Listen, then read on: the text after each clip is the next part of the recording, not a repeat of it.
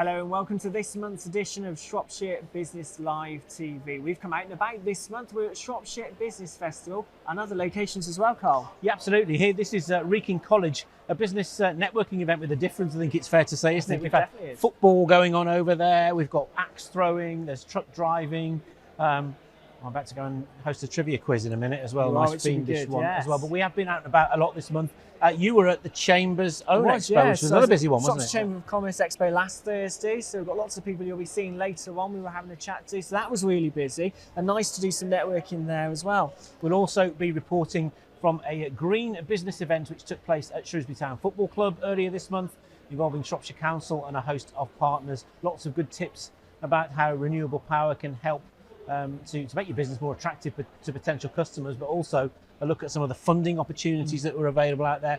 And what's great though, Chris, is that we are going to be trying to speak very nicely to some of the visitors here at the Business Festival, see if we can rope them in to read the news for us, aren't we? What do you think? That'll be good. We'll see if we can do that as well, Carl.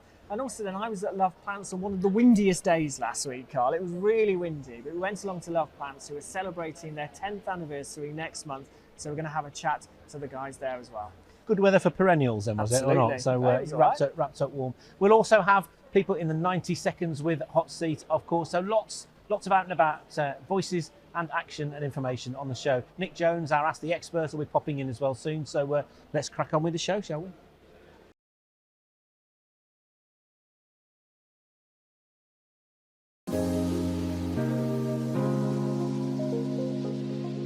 I started looking into different routes after college, found out about apprenticeships and decided I wanted to kickstart my career straight away rather than waiting. I chose to do an apprenticeship because I like the idea of starting work straight away as soon as I could and then learning as well. It's good to learn a trade, but then when you have the college course that goes with it, you get the extra knowledge that you wouldn't necessarily get if you're just working day to day on the job.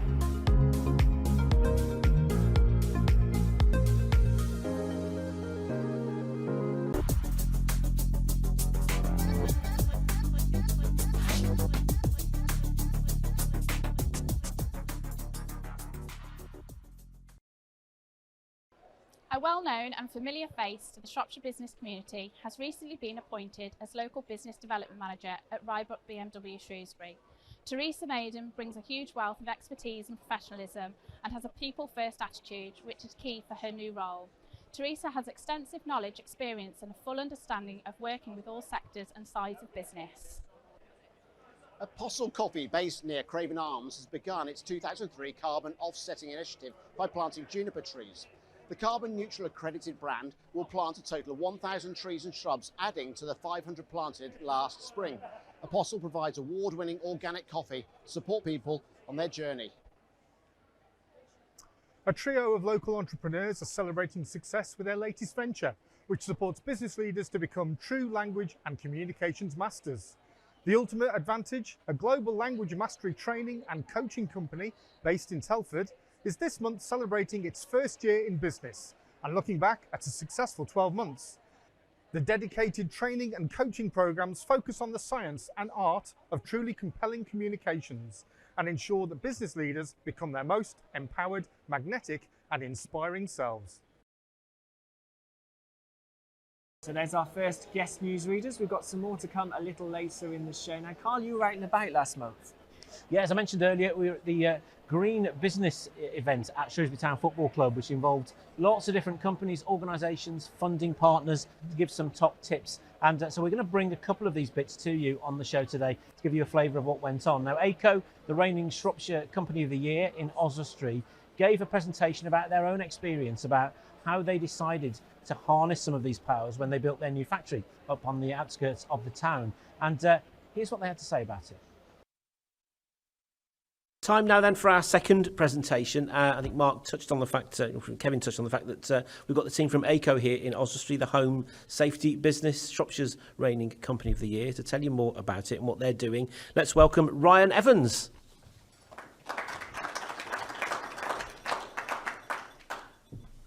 Morning everybody, how are we doing? My name is Ryan, I work for ACO obviously. I'm going to talk to you a little bit today about our sustainability journey. Unfortunately, as we mentioned, I don't have the experience or the years such as Kevin does. We're coming at it from very different angles here. What I do have is kind of 3 years in a brand new building, looking at the operational maintenance of it, looking at the kind of mistakes that were made when that building was built without sustainability in mind. So I'm going to talk to you a little bit about what we did, some of the lessons that we've learned, and then where we're going to go from there. So to begin, our very first steps. So the very first thing we did, like I say, none of us are experts at ACO, unfortunately, about sustainability. So we decided we're going to surround ourselves kind of with experts that know what they're talking about.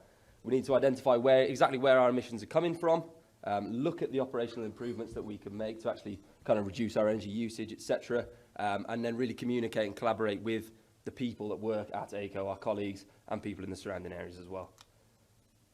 So the very first thing, as I said, identifying where our emissions came from. So we actually engaged with a consultant, an external consultant. He looked at our carbon footprint, basically, work out where your emissions are coming from. As you can see in our emissions split pie chart there, electricity is a massive part, makes up about a third of our scope 1 and 2 emissions. So a really, really big part. That just really helped us to identify kind of the main action areas, as you say, the low-hanging fruit, where we could pick off the easy wins early, and then where to develop on from there. Secondly, we decided, again, we'll speak to our consultant, Alan, and to be able to hold ourselves kind of accountable to our goals, we need to make this public. So we set an ambitious target to be carbon neutral by 2030. Again, working with our consultant, that was what was kind of feasible for us. So yeah, again, just to kind of hold ourselves accountable to our goals, make sure, as I say, be transparent to the public. Everybody knows kind of what we're doing. It's a massive part of what you need to do in kind of net zero is transparency, as Deb mentioned before, with greenwashing, etc.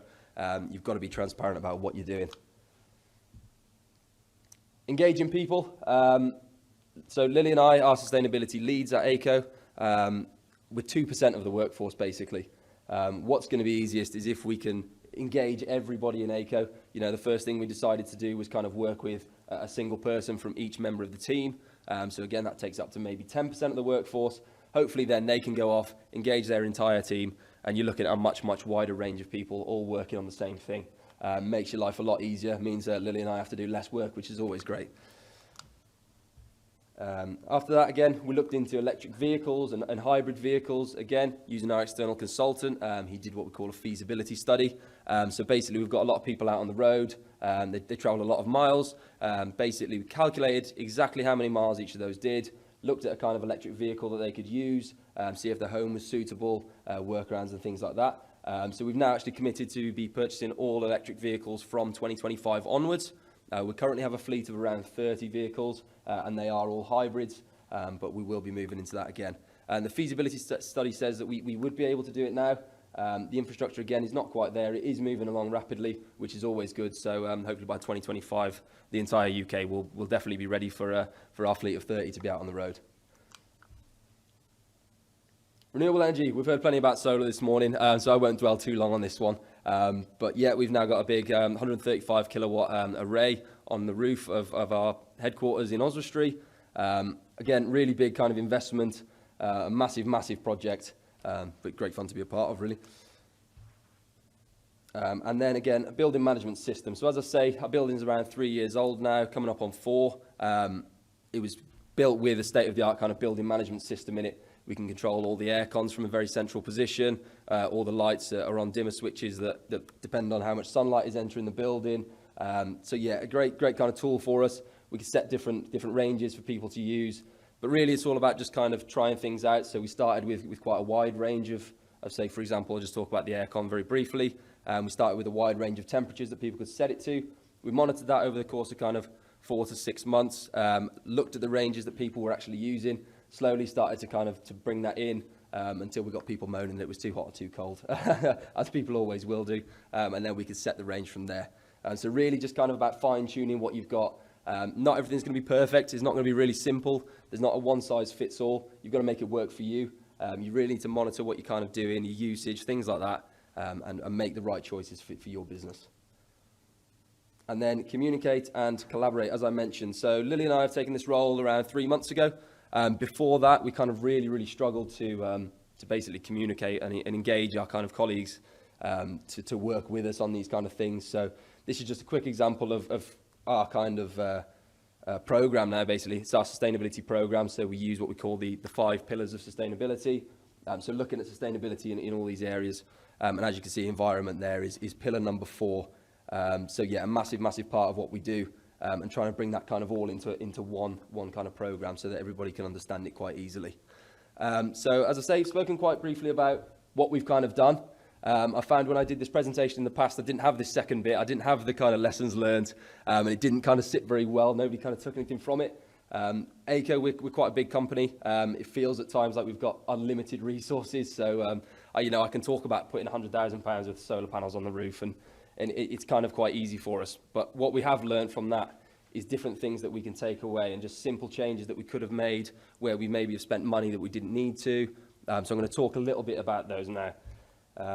So some people may disagree. Oh no, not this part, sorry. So the first thing we did, as I say, was we spoke to everybody. We spoke to so many people. I think the first couple of weeks I signed up for every single event I could possibly find.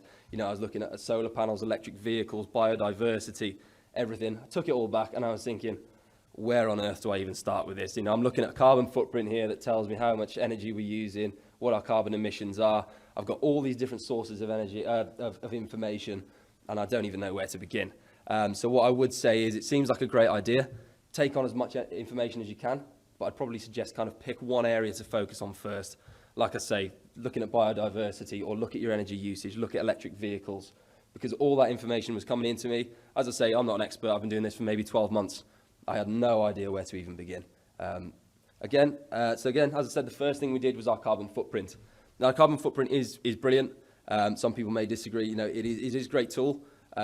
But I kind of think if I was in a much smaller business, would I really have needed to do a carbon footprint to begin with? I don't think so. I mean, it was a very expensive kind of tool that we took. It was very time consuming. We needed loads of information. And I mean, I don't need a carbon footprint to tell me, turn the lights off when you're finished in a room. If you're not using a computer, turn it off. Have one printer running rather than 3 at the same time.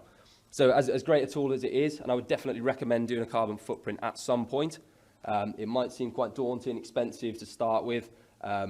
There's really simple changes, and there's people out there everywhere that can tell you these changes without having to perform kind of this expensive tool. So I'd just say, yeah, definitely worth doing eventually. But to begin with, it's really easy. You can go back to the office now and have a look around at what you're using, and just make sure you're kind of reducing as much as you possibly can. Click it. There we go. Electric vehicles, as I say, brilliant. I absolutely love electric vehicles. I think they're great. Most people tend to disagree for some reason. Not sure why. When I first mentioned this, that we were buying electric vehicles to our specification managers out on the road, I could see every single one of their faces drop to the floor, thinking, how on earth are we going to do this? So yeah, people are very, very difficult to get on board with the electric vehicles. What we've also done is installed 10 44 kilowatt electric vehicle chargers at our headquarters in Oswestry. We thought, great, brilliant, we'll buy these, lovely, they're top of the range, perfect, exactly what we need. The guy comes over to install them. If you put all these on at the same time, you're not going to have enough energy to run your building. So we've actually had to limit all of them now to 11 kilowatt. So it's not as simple as just buying the stuff, buying electric vehicles, plug and play, as I say. It's quite a big job, it's very expensive, and it's not just as easy as plug and play. So it will get there, as I say, the infrastructure's not quite there yet. It will get there. But yeah, again, definitely speak to an expert. You can't do that yourself, unfortunately. The assumptions as well. I mean, we get invited to talk at events such as this. We do them all the time. As soon as you make that commitment to be carbon neutral, everybody thinks you're an expert. You'll have loads of people asking you questions. As I say, be transparent with people. Speak to them about exactly what you know. Like I say, I can't speak about massive energy savings. What I can speak about is the operational things that we have put in place already. Like Kevin has got a very different viewpoint from myself. So just be prepared for that. As soon as you make that commitment, people look at that and go, wow, they've made a commitment, they must know what they're doing. Unfortunately, we don't, not just yet. Engagement, as I say, people, they'll solve all your problems. They're also mostly the root of all your problems. Very, very difficult to engage people. People have got so much on their plate, especially in this day and age, just staying afloat, doing their day job. This is another thing to add on to that.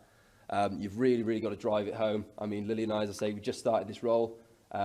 And it's kind of the main point of what we need to do is get everybody in the company engaged and all working together before we start on the massive, massive projects. If we've got buy-in from everybody, it makes our lives so much easier, as I say. Technological advancement. Again, we touched on this morning. The guys did a great job up here. there's never going to be a right time, unfortunately. I mean, there's a saying, there's only 2 right times to have done something, 10 years ago or right now. Unfortunately, we don't have the 10-year ago option. So right now, I mean, for example, our solar panels on the roof, from the time of kind of our first conversation with Go Green, the installation took about 8-9 months in total. By the time that installation was actually done, we would have been able to fit 10% more solar panels on the roof if we'd have waited. However, if we'd have waited that long, you wait another 9 months, the technology advances. There's never going to be the perfect time. You can always look at every single kind of project that you're undertaking and think, oh, well, if I leave it another 6 months, there'll be something better. There's always going to be something better, unfortunately. I mean, the return on investment for our solar panels has come right down. As Kevin mentioned, it's now about 9 years. So, I mean, we're going to be in that building hopefully for 15, 20 years. In 9 years' time, if we really wanted to, we could take it all off, put a brand new one on, it would have paid for itself. So, yeah, technology is always constantly advancing. There's going to be great things out there, but we have the tools that we need right now. They won't be as efficient as they will be in maybe 5 years' time. But, yeah, it needs to be done now. It needs to be started now, and you're always going to get a return on investment either way. The building management system, again, brilliant feature. Probably no issue with the BMS. It's probably more back again to the people. As soon as you take their aircon control away, they come with pitchforks and flames coming to your house trying to tell you to increase their range again. I mean, our office is very open plan. Like I say, it's not a one-size-fits-all. I can't just set it to 20 degrees and let it be done with it. You know, you get people. Somebody won't take their coat off when they're too hot, so they'll go and turn the aircon down. Another guy will be there in his shirt, absolutely freezing, whacking it back up. So, yeah, again, building management system is absolutely brilliant. But again, you've got to really engage your people and help them to kind of make all of this accessible to them. So what we try and do is put it into more common terms. For example, our solar panels on the roof will tell you how many trees is your equivalent to what your solar's generated. So make it accessible for people, not all the kind of, you know, the difficult words basically around net zero. It can all be very confusing. So make it as accessible as you can for people so that they can really get on board with it, because otherwise you're just going to be left with a load of blank faces. ACO's kind of next steps. Keep doing what we're doing. As we say, we've committed to be net zero by 2030, so big commitment. We have a roadmap, again, that we used our consultant for, so keep following that. More targeted collaborations, again, back to kind of the information side of things. Keep going on. We're not experts, so what we need to do is just keep surrounding ourselves with experts. You know, for this electric vehicles by 2025, the purchasing from there, we can't do that ourselves. We need to speak to people. Some people that know exactly what they're doing. There's somebody out there for literally everything these days. All you need to do is have a look for it. And for example, you know, Kevin's great initiative this morning, solar panels, you might think they're a massive investment, but there are ways around it, and there's ways around most of these things. Keep developing our learning. So again, just keep getting that information in, looking at different ways we can train ourselves up and engage the colleagues and really kind of upskill them as well in more simple ways, which helps to engage the people. And just keep an eye on technology. As I say, there's always going to be a better thing out there, unfortunately. Never a right time, but I think you just need to kind of dive in and go for it. You will get a return on investment, and it will be very worth it in the long run. And that is all from me. Short and sweet. Thank you very much, everybody. If there's any questions, I can take some. Lily will be on the panel just after this, so feel free to send any questions her way if you like. I've just got one. Do you have many?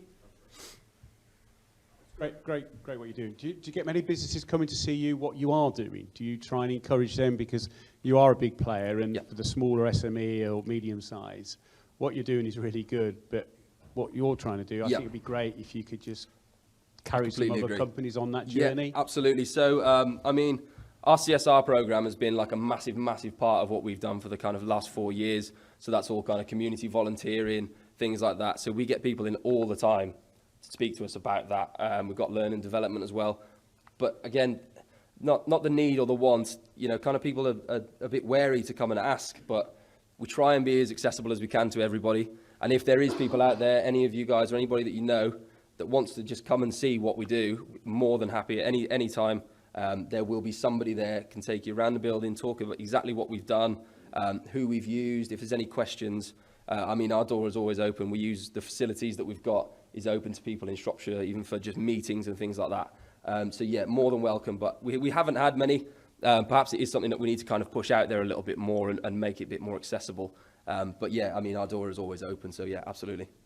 Great. And I would recommend putting 7 kilowatt chargers, because being a battery geek, Yep. you know, it's a lovely current to put in. And I've driven up with my Nissan Leaf today, 100,000 miles on it. Yep. You know, I've still got 126 miles from it from when I first bought it, 164. So look after your batteries. Yep. The more you fast charge them, you will degrade the batteries. So they won't tell you that in the small print, but actually whacking 44 kilowatts into your batteries, you are going to shorten the life of them. Lovely. Good tip. I'll take that one from Excellent. And myself. Thank you very much. No problem. Thanks to Ryan. Thank you very much.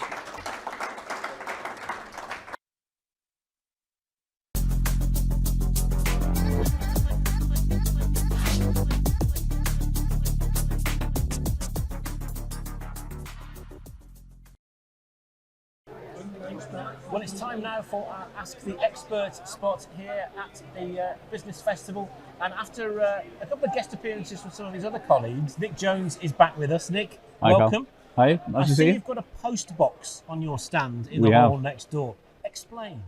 Okay, so this is a letter to your future self. So the idea being, there are certain headings on there, and you take some time, you give it some thought, and you write in the past tense, write down what's happened this year, where we are this time next year, and then we're going to post that letter to you next year for you to open, and it's your writing, you signed it, we want to see what you've put, and then you can actually gauge how much you've achieved compared to what you wanted to. And see how much maybe your financial priorities change in the space of 12 months, I guess. Yeah, it could be financial priorities, it could be health, there are different... So is anything? Is anything in your life? Yeah, absolutely, yeah. So it's relationships, it's health, it's career, family situation. So all of the kind of things that you're dealing with on a day-to-day basis that you want to perhaps think about what they might be like in a blue sky scenario next year, then that's all there enlisted, and it's your own words, it's your own thoughts. So is it sort of very open-ended, or is it asking you a series of specific questions? There are some specific headings, and the PDF will come be on the screen. And the idea with that is that it just gets you thinking about different areas, gets you thinking about different parts of your life, not just financial. It could be goals and aspirations. Money might well be a part of it, but it's actually thinking wider than that, rather than, oh, do I need a pension, or do I need to pay more into my pension? It's more about, well, what am I saving for? When am I going to be benefiting from it? And this thing about the year snapshot, it's just a line in the sand in the future that will be interesting when you open those envelopes, because you probably will have forgotten that you filled them in. You certainly forgot what you said, even if you had remember filling it in. Yeah. Is this something you've done before then? I've done it before on a couple of courses, and I was talking to Beth, who's organised the festival today, and she said, what about the future self? And I said, actually, we do a Best Year Yet programme for our advisors, and we meet regularly on 90 days and look forward, look back at what we actually achieved, and that's really quite good. So it's blending a little bit of that and then sharing it with everybody else. How does that work then in terms of, I guess, from those sessions with your team, you'll have a fair idea of what kind of conversations you're going to be having with people that are posting their letters today in a year's time. Yeah, very much. The more you talk to people about it, and the more you're able to get them comfortable with you asking serious questions and sharing that with you, but keeping it to yourself, it's all very personal. And when they tell us and they confide in us, so we can help them get guidance on how best to get to the next step, and maybe how to break that big goal down into a year, or into 3 years, or into 90 days.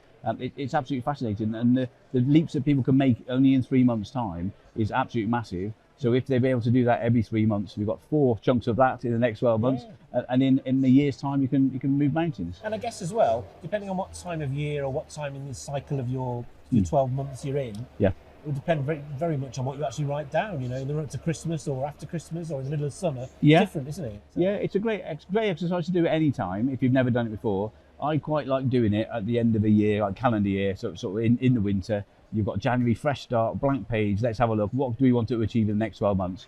You can still do it in the next 12 months depending on whenever you started it. But for me, calendar year, it makes sense to plan that way. If it is that you're watching this and it's the March edition, it's going to be, okay, well, actually new financial year is coming up. Yeah. So actually, why not be April to April, fill it in and have a look. As long as you're doing it and tracking it, you'll make such more progress than you would do if you don't track these things. Yeah. It's been a few months since you were in the studio. I can't remember whether we're still on the same Prime Minister or Chancellor as we were last time we spoke. Just about, yes, yeah. What's it like in your world at the moment? Are things changing in terms of what people's priorities are out there, do you think? Still a lot of change regarding the pensions rules, and that's had good publicity because it's a good move all round, really. A lot of flexibility. A lot of things have tightened up. A lot of allowances haven't changed or have been reduced. So people are paying a lot more tax now on the income that they've been used to enjoying. So tax-free or tax-advantaged investments and ISAs and pensions are even more important to get done every year. And this is the week, isn't it? Your last week to make the most of. Yeah, it is, because it all, 5th of April is the end of the current tax year. We've got Easter around, you've got Good Friday, you've got Easter Monday, and then we've got the new financial year straight after. So all the allowances kind of reset. Some of them are reducing, ISAs are staying the same, pensions are increasing, but there are other things, capital gains tax, which is your allowances are reducing. So there's lots of things to weigh up. And as maybe an employer, you've got employees and they all have their own individual situations. And you as a firm, do you keep paying yourself as dividends and the dividends allowance is reducing down? Do you go back to salary and things? So remuneration strategies is a moving feast always. And then the pension contributions that you can make from the business are really tax efficient, and you can still carry back unused allowances from the last 3 years. So some great opportunities, but it doesn't have to be you miss the boat 5th of April, that's it. You can still do all this stuff in the new tax year, but the 1 year of allowances will drop off. I mean, I was talking to a few business people in the wake of the budget a couple of weeks ago who generally felt it wasn't maybe quite as radical or shocking as a lot of people were expecting. I mean, was there anything in there that you didn't expect or didn't like? Or the removal of the lifetime allowance, so the actual amount that you're allowed to have in a pension before being penalised for it, that was quite a surprise. We'd seen the press beforehand, and there's always commentary, isn't there, and people trying to second guess, and there were people saying, well, it's going to go up, it's going to go to this figure, it's going to go to that figure, but actually to be removed altogether, that was a big step. And I can see the logic of that, because you don't want to deter people from saving, and you don't want to deter people from working, especially their pensions to do with doctors and things, where just the fact that they earn quite a lot, they're having a tax bill every year and they're not actually earning the money, they're getting penalised for working. So then they're making the decision to retire earlier. So if it stops people making that decision, that's got to be a good thing. We've got lots of clients who probably will never touch their pension money because it's treated so well for inheritance tax. They're actually treating that as the legacy, and they're spending all their other money. Right. So each person in individual circumstances will have a different approach and a different way to do things. So this is where personalised advice is key, because opportunities is one thing, being able to do it the right way is another thing. And once you've done it a certain way, you probably can't go back. Exactly. What do you think of this event? It's not every day you go to a business festival and have people playing football across the way here, is it? I wasn't sure if it was a punch bag. All sorts of things going on. I've been ducking. As a networking opportunity for people, do you think this the more informal, fun approach is the way to do business? I mean, people buy from people, and if you're able to see people in a different environment than sitting in an office or a breakfast meeting, which has still got their place, but this is fantastic. So you get to see people. You're having a practice on a putting green. I've seen one over there with Barclays. Axe throwing, I'm not sure I'd be let loose on that. No. Someone did ask me if they could put certain people's pictures on the board where they were throwing axes. Did they name names? No, and I'm not going to say who it was either. No, she won't be watching this. So that was interesting, but also driving trucks.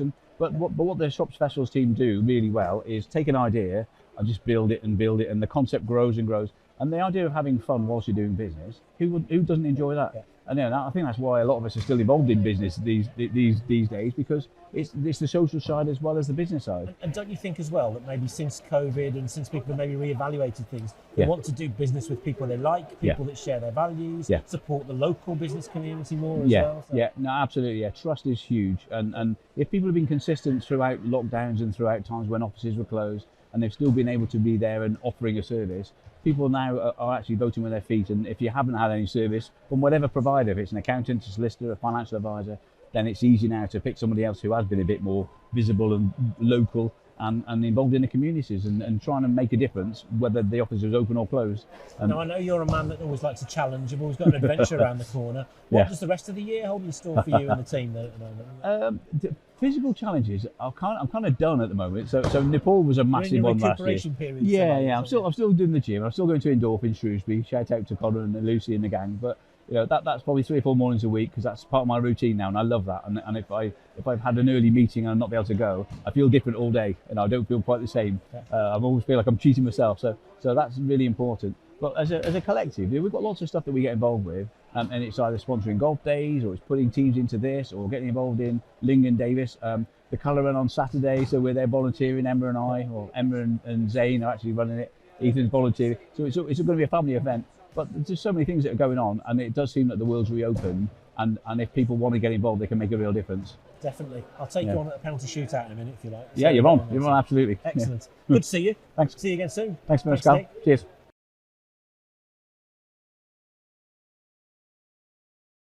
The law in England is changing. to help catch a killer before more lives are lost. The killer is known to lie in wait before overcoming victims.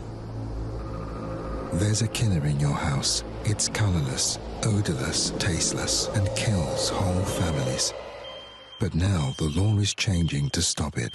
Landlords must install a carbon monoxide alarm in all rooms with a fuel-burning appliance. Do you have enough eco alarms?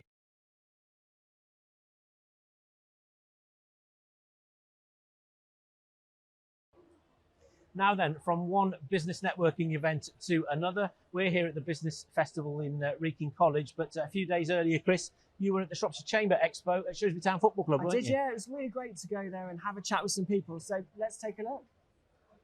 Well, I've come along to the Shropshire Chamber of Commerce Expo at Shrewsbury Town Football Club. We've set up our very own studio here. Let's find some businesses to chat to. Well, joining me now is Kelly and Rachel from Shropshire Chamber. Here we are then at the Expo at the Shrewsbury Town Football Club. It's so well attended today. It is today. We've had a really good response. We sold out with our stands. We've just had our breakfast meeting with over 90 attendees, so it's been really, really positive today.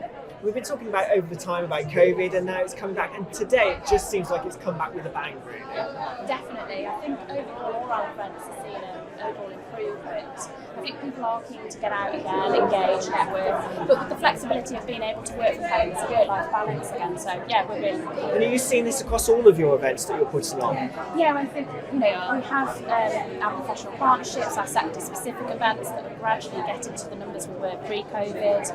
We've got our Bridge North group that's growing again. So yeah, I think overall, well done to Kelly, she's doing a great job. You're doing a great job, Kelly. One event we've got to talk about is the Shropshire Chamber Business Awards in June. Yes. And things are going really well with that. I know ticket sales for tables are going really well. Yeah, we've sold around 500 seats so far. We made the announcement last week that we have Jay Blades as our guest speaker. It's really positive feedback. We think it's going to be our busiest business awards. We're really excited. So to get Jay on, obviously he's got a connection with Iron Bridge. Yes. And it's really nice to have that local connection as well. Yeah, we wanted to keep something that was local, that the members would all resonate to, and his story is really going to be fantastic. And how's it going then in terms of people applying for the awards? Yeah, especially this week we've seen a real uptake of people applying for all categories. Everybody has until the 14th of April. 14th of April, so not too long now. then. To get the entries in. Okay, and in terms then of tables, if people want to come along to the awards themselves, how can they do that? You can visit us on the website, which is shropshirebusinessawards.com. Give us a call, drop us an email, we can book any seats and tables. There are also sponsorship opportunities still available, so we can have a chat about the packages and how, again, it's just great to raise your profile through a sponsorship. So this is businesses then sponsoring awards. Yes. And obviously that gives that business quite a lot of kudos, and obviously the business who receives that then, they've had that back from that business, which is rather nice, I think, to sponsor an award and then it's sat there on someone's shelf that it's sponsored, which is quite nice. And of course, I think in terms, I was at the awards last year, it was the first time I've ever been actually, I've got to be honest with you, and it was just so nice to see, and it's just such a great evening. It is, it's just a great buzz, atmosphere, nothing but positive feedback, so I'm really excited for this. So just remind us again, what's the website address? The shropshirebusinessawards.com. Brilliant. Listen, I'll let you get back to the expo. It's a fantastic day, thank you very much. Thank you. Well, joining me now is Ria Alton from JMPR. Welcome, Ria. Thank you. So you're here today, you've got a table at the expo. Yeah, it's our first time we've had a table at the Expo. Although we've been Chamber members since 2009, so quite a long time, we recently upgraded to the all-inclusive membership. And although we always attend every Expo, this time, we've got our own table to chat to people as they come around, which is brilliant. So what did you see then as the benefits of upgrading? So basically for us, networking is extremely important. It's been the growth of our business since we started. It's how we meet people. It's how we explain what we do. It can be quite hard to explain PR and journalism. So person to person is just brilliant. And with the all-inclusive, we also get the networking meetings. So members of our staff, we have a different member of staff that goes to Oswestry, Shrewsbury, Telford, and also benefits like this as well. Part of your business then is about telling people stories. So I guess when you come to events like this, you're finding out those stories. People might just say a little thing to you and you think, hang on, that's a great idea, you could do some PR on this, shout about it. Oh, you always find out about it. If you say to someone, tell us what's going on and tell us what's happening, you'll get a very, very small snippet of what is actually happening. If you come to an event like this, if you see them in person, if you visit their offices, if you find out a bit more, then that small amount of information becomes a huge amount of information. It's invaluable in PR. And tell us about J&PR, because it's not just PR, is it, that you do? No, so J&PR is built really, when we first started, it actually stands for Journalism and PR when it launched in 2009. Because many of us are actually fully trained journalists, so we create a lot of content. But as J&PR grew, we created a digital team for reasons that you might expect. So now we have a really nice core of digital experts as well, alongside the journalists that work with us. Listen, I know there's people waiting at your stand, so I better let you go. Thank you. Well, I'm joined now by Dave Williams from Henshaw's Insurance Brokers. Dave, you've got a bit of news within the company, haven't you? We have, Chris, yes. We were acquired early February by a company called GRP, Global Risk Partners. They're a large consolidator in the insurance market. I guess the business got to a certain size. We look after about £21 million worth of insurance premium, and we were quoting and competing against brokers in the region with 20, 30 times more premium than we manage. So we thought, right, we need to try and develop a few more markets, more products, more services, try and create a secure future for the business.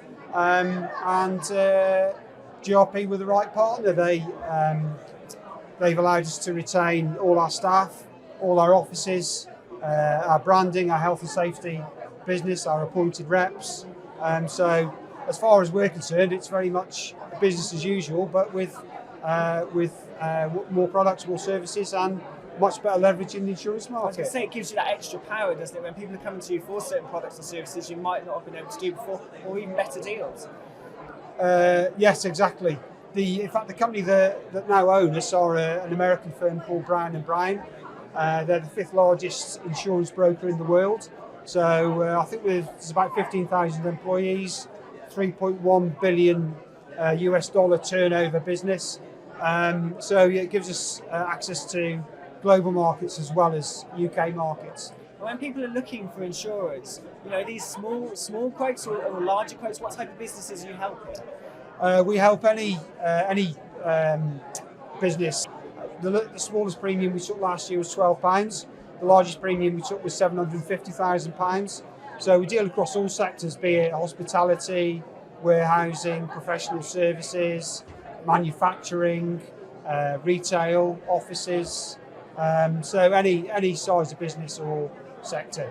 One of the things that I think you mentioned earlier on when you were doing your 60-second pitch just before we started the expo was the fact that cyber security now is becoming quite a big thing that maybe some businesses are just overlooking.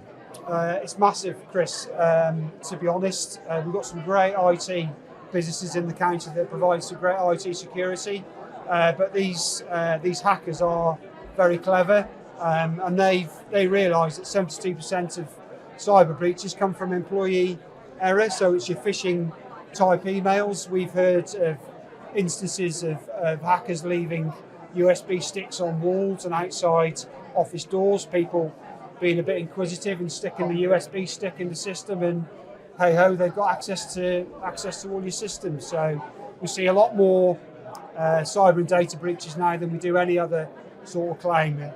I remember 10, 20 years ago, we used to see a lot of computer thefts. People don't steal computers now, they're after your data because it's more valuable. And this is something then that doesn't just affect big business, this could be the single and smaller businesses as well. Yeah, once they're in your system, they will encrypt all your data and all your files and folders.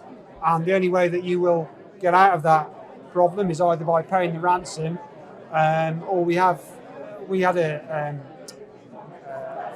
attack maybe 10 years ago, but we were able to back up to the previous day's server, and our IT service company managed to cleanse our systems and we got up and running. But that cost us money. We were down for 6 hours.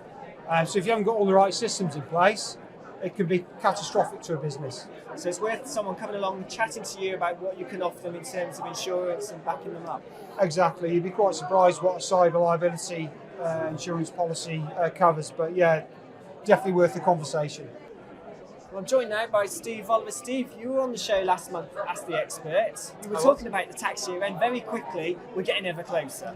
We are getting ever closer. The office is quite busy, so people making use of their last-minute ISA allowance, those people are getting money into their pensions before that allowance closes for the year. So it's a really busy time. But you've still got time to come to the Shropshire Chamber of Commerce Expo, and you're here with the Throgmorton stand. Tell me, why do you do this? What's the importance for you? Networking for me, I've been coming networking for a long time now, and networking has been a great way to meet business contacts, to make friendships, to seek suppliers, to buy things from other people. It's a great community. There's a great buzz in the air this morning, and without the chamber and the opportunities it presents us with, I think we'd have been a smaller business. So it's a great testament to a great bunch of people. Lots of clients in the room. Obviously, you won't know who they are, but there are clients in the room, and it's lovely to see them out and about as well. And I know you're a regular networker with the Chamber on a Wednesday morning, aren't you? Absolutely. I've been going to the Chamber breakfasts for over 20 years now, and I think I'm just about getting used to it. But yeah, no, I've made a lot of friends, a lot of business contacts through that time. People I haven't seen on the networking scene for a long time, but they're still good friends of mine today. So yeah, really good and worthwhile thing to attend. Well, I'll let you carry on networking then. Thanks Thank so you, Steve. much. Cheers. Well, I'm joined now by Katie Jones from EPX. Katie, I was just asking to Dave Williams on Henshaw's about cyber security. This is a big thing now, isn't it? It's a really massive thing now. I think in the past, only the bigger businesses used to have to worry about being ransomwared or being hacked into and getting their data hacked. Nowadays, even small businesses can be really concerned about that. One of the things that they can do is look at their cyber security and use a company such as EPX Limited to look at the security layers. It's not about just employing one single approach, it's about putting layers in. And one of the most important layers is staff training, so staff know what to do if ever there's anything suspicious. This could be an email coming in, or maybe opening up a file or something like that. All sorts of attachments on emails can be, sort of contain what they call malware, so it's malicious emails, it's malicious software. So yes, it can be anything from that, or it can be somebody that's looking at the keystrokes that somebody's putting on there, and they can do that. And so as we're saying, not just big businesses, small businesses, you may be a single, sole trader, and you could get affected by it. Yeah, unfortunately, anybody can do that. Now, of course, then that has added complications, because if your data's hacked, and any of the data that's hacked contains personal information about any of your customers or clients, and that gets sold onto the dark web or black market, and that can also have implications, because then your GDPR has gone out of the window and that sort of thing. So if anybody wants to come and have a chat with you, then they can just get in touch. Yes, Katie at EPX. So yeah, please get them to talk to me, and we'll have a chat through what their options are. So hopefully we'll keep everybody safe cybersecurity wise. I would like to say that, but there's new things coming out and people inventing new ways to hack into software all the time. So we never keep up with it, but we can try and make a really good attempt to keep it safe. Joining me now is Andrew from Assured ISO. Andrew, you're exhibiting here today at the Expo. Yes, I am. Yes. Tell me a little bit, for people that don't know, what is ISO? So ISO is the International Standards Organisation. Basically, if you see that company's got ISO, it means that they're operating to this international standard.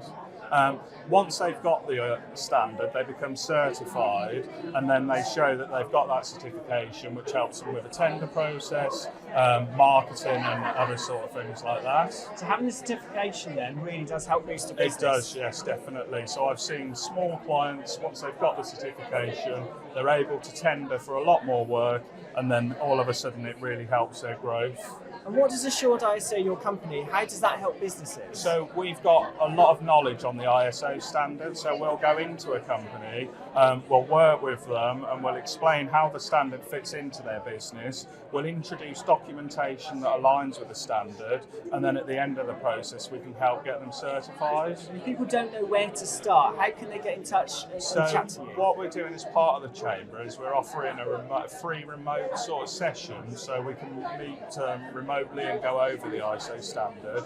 But we've also got a website, so it's www.assurediso.co.uk, and there's a contact form on there. That's great. Thank you very much for chatting to us. Thank you very much. Great. Thank you. Well, I'm joined now by Helen Knight from Lincoln Davis. Helen, you've got a bit of a canoe adventure taking place. Tell me about it. We have. Thanks for having me. So 28th of April, we're going to set sail. Is that the right word on the canoe? So, Do we yeah. set sail? You head down the river. Yeah, You're gently down the river. floating down the river. That's it. It's 12 miles from Montford Bridge through to Shrewsbury Quarry, and you don't have to be a professional canoeist. Basically, I see it as a bit of an alternative to a golf day. So it's a day out of the office. You can come as an individual or you can come as a team. We're going to do some axe throwing at lunchtime. Might have a sneaky beer. That sounds good. Yeah. And a burger at Berwick Estate with the Longhorn cattle there.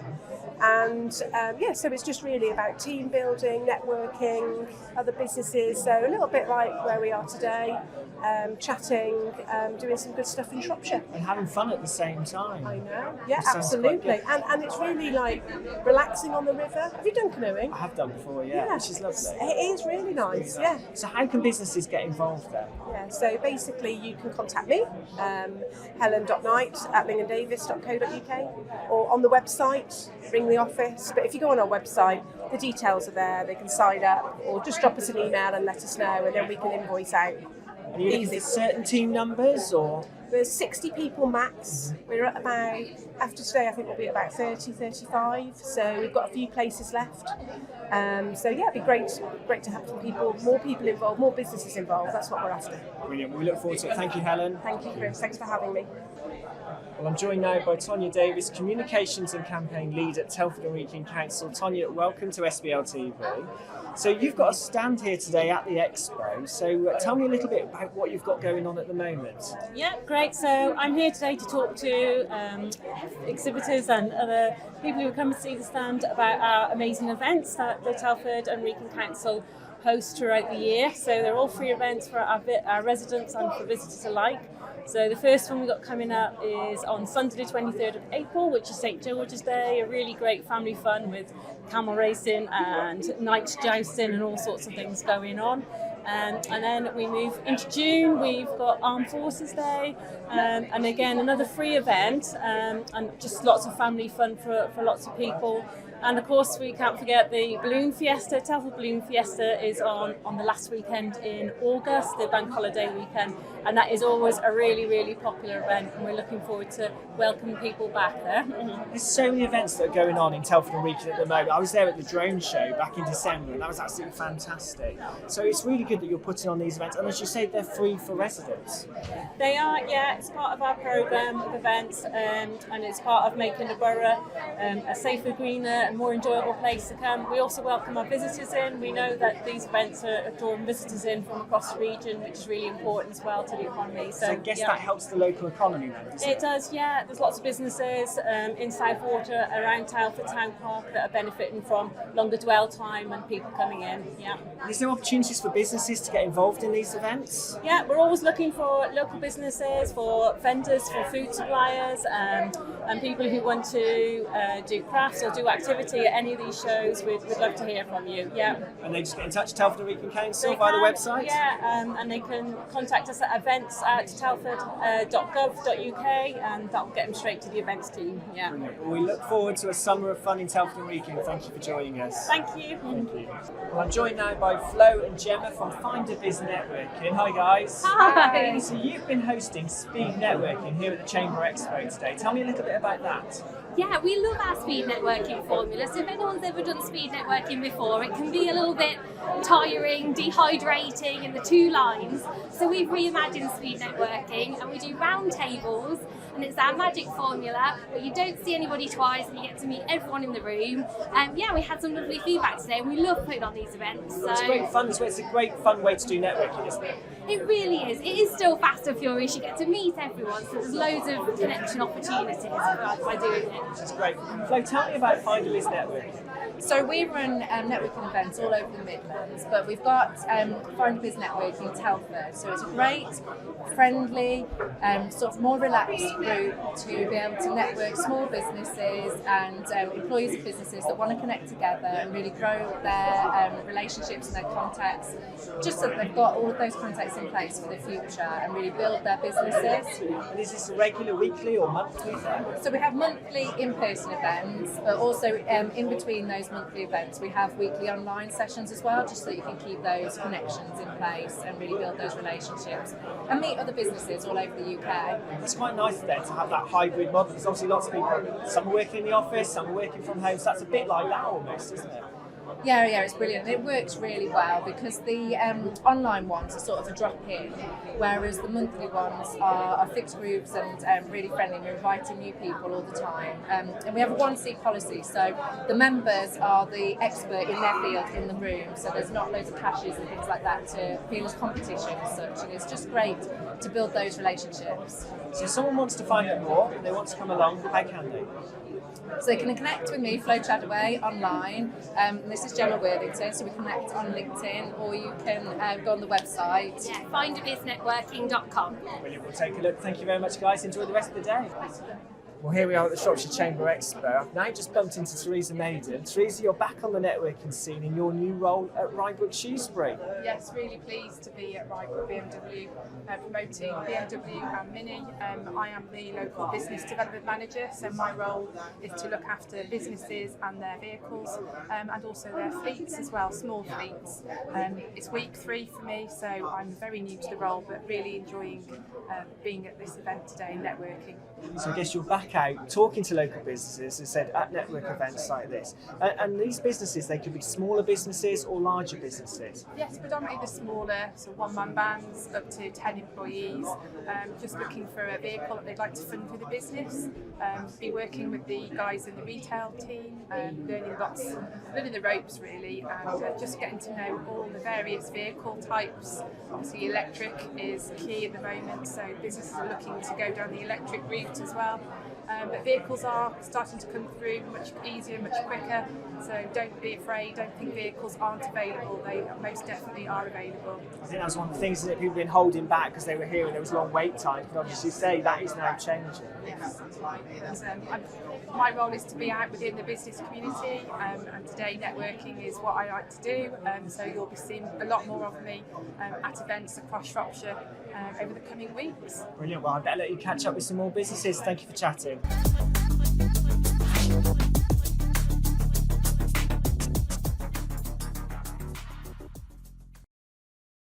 Shropshire Chamber of Commerce has appointed 2 new membership growth executives who say they're looking forward to building new and strong links with local businesses. Mike Barton and Kieran Jones are both well known in the county through their previous roles. The duo will help make local businesses aware of the membership Shropshire Chamber offers at different levels.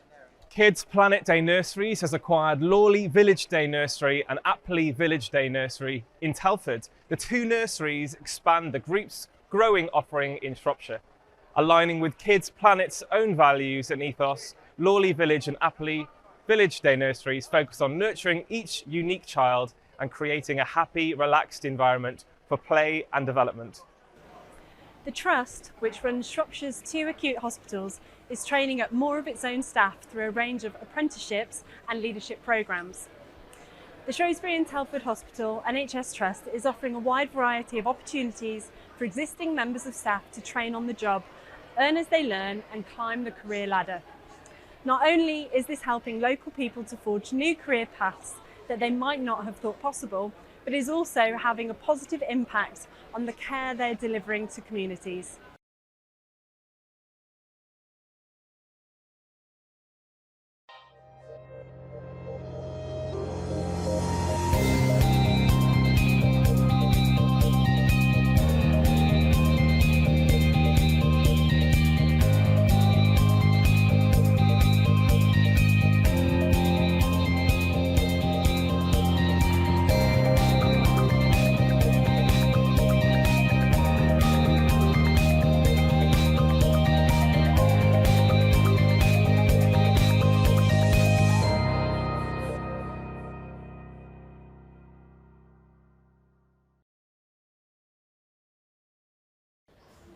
it's time for part 2 of our coverage of the Business Energy Breakfast, which you hosted last month.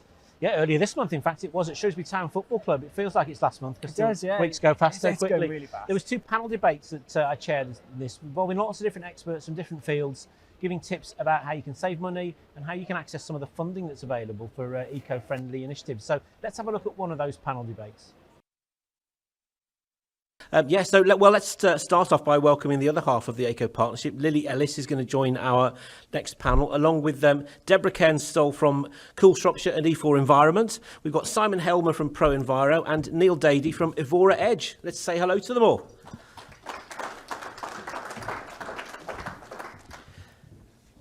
Excellent. One microphone between 2 until we need to steal one for audience questions. That's basically how we'll work. So I mean, Lily, let me start with you. So, as the other half of the team, the one thing that was mentioned in Ryan's presentation there is the communicate and collaborate side of things. How has that worked? How has that played out? What did you have to actually do, and how difficult was it?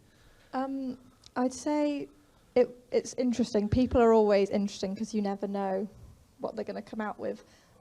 So for us, we needed to make sure that everyone knew what we knew. So it was a formal launch of the programme, everyone in the company in the same place at the same time, which really means you need the buy-in from the top, which I'm sure everyone knows is really important. Our managing director, Neil, is very passionate and allowed us to do that. Following a formal presentation where you don't really know if everyone's listening, they could be on their phones, checking their emails, and things like that, we made sure we would put departments in front of us, asking them questions. Do you understand what we've just told you? And if you don't, that's fine. Tell us why. What don't you understand? What do you think we haven't included? Like Brian said, we're not experts, and it's important that people feel like they can get their say in what sustainability should look like in the business that they work for. And if we haven't done our jobs, what do we need to do? And do you have any suggestions for what else we can be doing? Because there's always more. We're doing a lot at ACO because we have the resources, but it always feels like we're not doing enough. And I think it's important to keep that mindset, because we could easily sit back and say, yeah, we put solar panels up, we're all good. We've done more than that business, but you're not going to take anyone with you then. You have to make sure you're always innovating and thinking and driving it forward, and then the people should come along with you. It's challenging, but we're quite lucky that we do have an engaging workforce, and they're always happy to get stuck in and just listen, really, which is great. Excellent. Neil, tell us a little bit more about you, Evora Edge, because you've got fingers in various pies in this field, haven't you, really? Is that fair to say? If you say so, Carl. I do. Yeah, Evora Edge, I think we describe ourselves now as a tech-enabled, technical asset management consultancy, whatever that means. If that isn't fingers in lots of pies, I don't know what is. So what we do is manage properties for real estate investment funds, real estate investment trusts, your pension funds who have got multiple buildings across the country, commercial offices, warehouses, shopping centres. And we look at those buildings from a technical asset management perspective in terms of their mechanical services, their building services, the things that consume energy.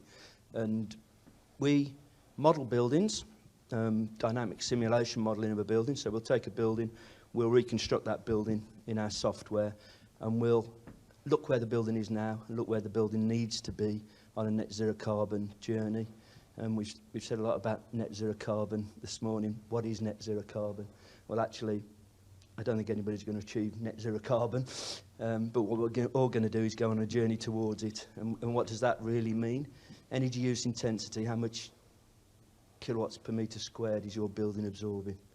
That's your target. Where are you now? And what do you need to get to? And why do you need to get to it? And actually, the reality of that situation is that I don't think there's any business that I've ever been in that wants to spend more than they earn. So it's basic economics. Make your cost as low as possible, make your sales as high as possible, make your margin as big as possible. It's basic economics around net zero carbon, energy saving, managing what you do day to day. And what we do is focused on energy efficiency, but actually focused on the whole performance life cycle of that building, what happens in the next 5 years, the next 10 years. And the benefit we have with investment funds is they are looking 15, 20 years. on when they buy a building. They're buying the building for the long term, so they might have multiple tenants that come and go, but actually they're in that building for the long term. So how do they manage that building, transition that building towards net zero carbon? Where's the financial pinch points in that journey? They might have gas boilers that they installed 2 years ago, so there's 20 years of life left in a gas boiler. How do we manage that building, that interim period, until we get to the point where we're going to change the gas boiler and put something else in? And what's the decision-making process that informs us in that journey? Because the decisions we make now, the phone call this afternoon might be a building with a gas boiler that's fallen over. The immediate action to get that building warm again is to change the boiler. Like for like, get it done, problem's gone away. But actually, what's the best thing for the building in the longer term? How do we transition that building? And that's what we do as a consultancy. It's interesting. I mean, when I started doing energy surveys 20 years ago, I was quite enthusiastic about behavioural change and talking to people and explaining to them how they could change their behaviours to save energy. I think I've transitioned into the grumpy old man phase now, so I go around looking at lights turned on and wonder why the lights are on, etc. I look in this room and I look around the corner there and wonder why those lights are on over there. And behavioural change, and we've gone through an interesting phase now, because domestically we've all had to think about how we're consuming energy because our bills have gone up. But actually the reverse of that now is that people are coming back into the office environment and wanting to turn the heating up because they're sitting at home with their jumpers and things on. I want to be in a comfortable environment. Let the company look after me.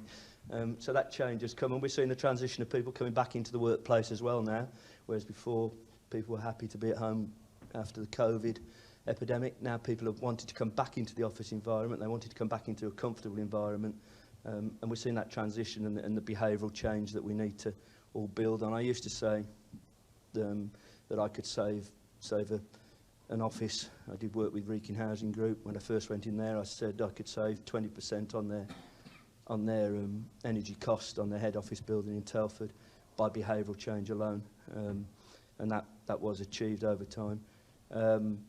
Now I would say that we could still go into a large commercial building and save 10% on energy costs just by behavioural change, just by getting people.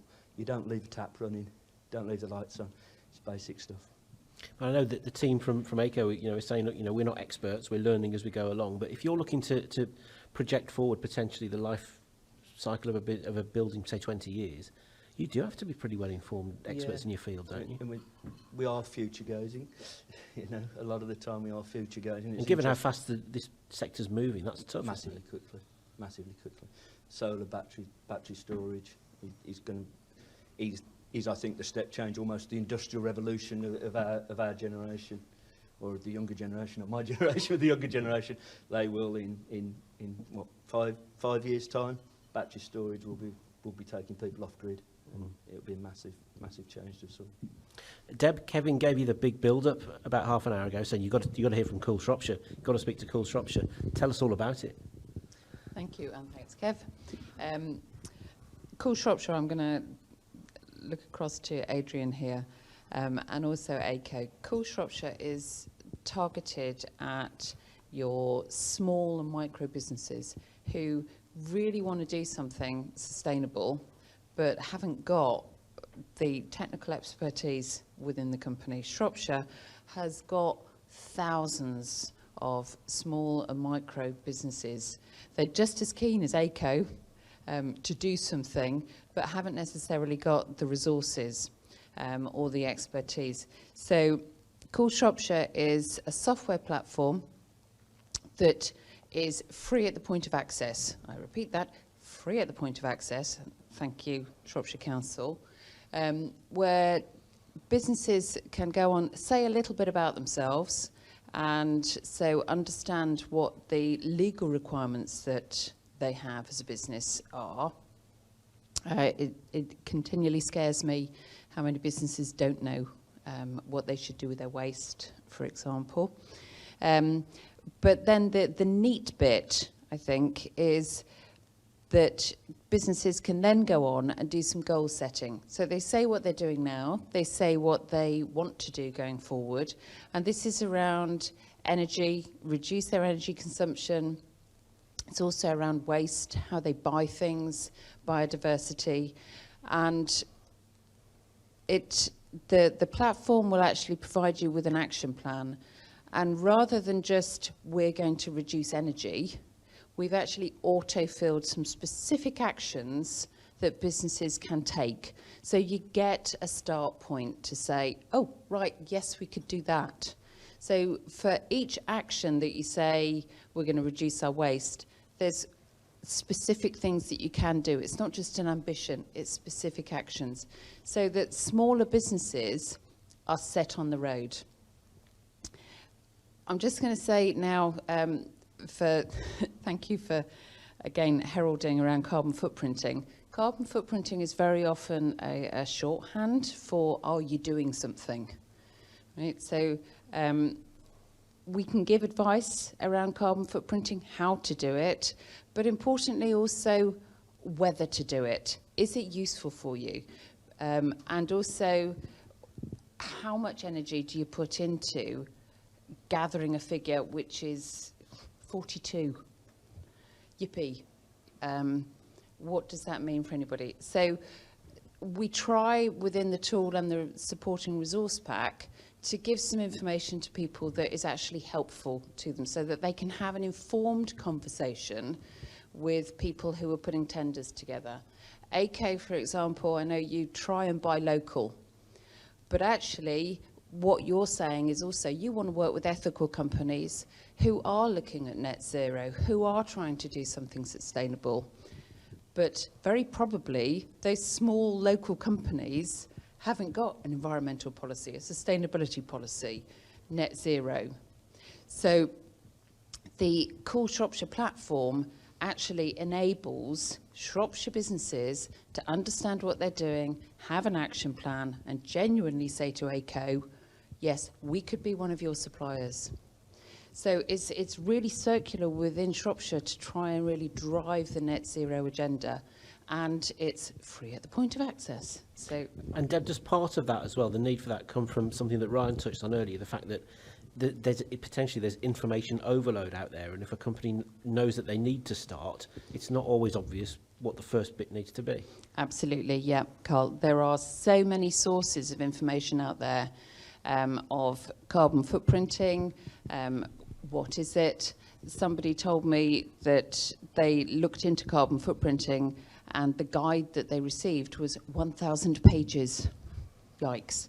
But also what we try and do with the resource pack that we've got is we will point businesses to the Shropshire guidance, to the Telford guidance if you're in Telford, to the BEAT programme, to March's LEP, so that we actually try and contain rather than give different sources. So it is a singular access point.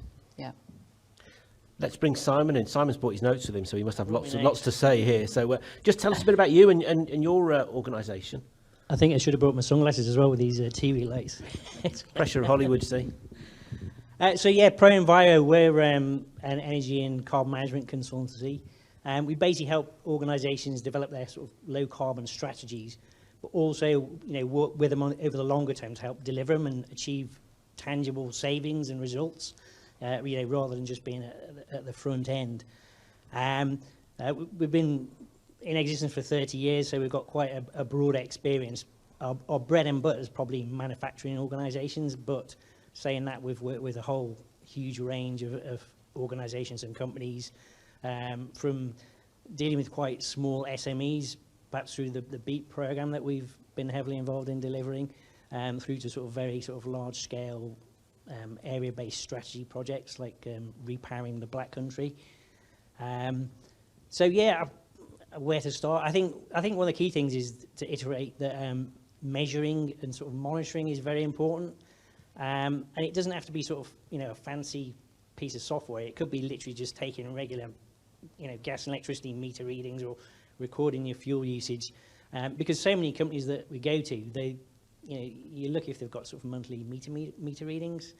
So for a resource you're actually paying for based on a quantity, it's kind of not good practice to not be measuring it. You wouldn't not record how many sort of tons of steel you've got in the yard for your, your raw material quantities. So why would you do it for energy? So yeah, that kind of monitoring and measuring is a very important first step, because then you can actually, when you do put savings measures in place, you can actually see what it achieves. And also, you can compare it to some kind of useful metric. So like a business metric, perhaps turnover of the organisation, or, number of widgets shipped, something that sort of relates to the business activity rather than just, it is good to record absolute values as well, but pick a metric that's actually sort of useful to the business. So when you say you work with businesses, how practically does it work? Is it the first thing, is it site visit? Is it yes. Like, do you ask people, so, what are you trying to achieve here? What are your objectives? It varies for each client, but there's the first bit really is go in and understand what they're about and where they're using energy and where their sort of carbon emissions are lying. And then it's coming up with a plan of what they could do to, sort of to mitigate that and reduce that. And it all depends on the clients, what expertise they've got in-house. Some clients will just then go off and, do it themselves and implement stuff. Others, perhaps we provide monitoring facilities. We do have fancy software that can do that if you want to go down that path. Or it can be sort of, helping them through the process, project management, helping them to sort of find contractors, sort of specify what the contractors are going to do and, sort of manage that process. And like a lot of providers, if you do a good job, you end up sort of having quite a long-term relationship with some of those clients, because, you've tangibly saved them money and given them some, other business benefits. So they sort of stick with you, and maybe do the next bit and the next bit, because it might be you're starting off doing the sort of low cost or relatively low cost energy efficiency type stuff, and then you're sort of progressing on to things like putting a big PV array on top of your factory. Like people have mentioned many times, it is a journey, this, and that's perhaps another point to make. Try and make a bit of a longer term plan, maybe sort of 3 to 5 years. Because there's things that you might want to do now from a sort of low carbon and sustainability point of view, but they're not quite viable yet at this moment in time. So you may be thinking, let's keep that in our sort of in our locker kind of thing, and look at it every year and see if the incentives have changed. So I'm particularly thinking about people going from like gas boilers to heat pumps. That's not really there as a sort of financial case at the moment, because of this differential between the cost of electricity and the cost per unit of energy of gas. But if that changes, then obviously that will become a lot more attractive, or it becomes mandatory, which that's probably going to be one of the drivers that comes down the line. So try and have a sort of a bit of a look forward as to what things may become viable in the future, or maybe a risk factor to the business in terms of sort of new legislation comes along and it's something you've got to respond to. Because if you're already sort of looking at it and thinking about it, you're sort of a couple of steps ahead of the game when it comes to actually having to do that.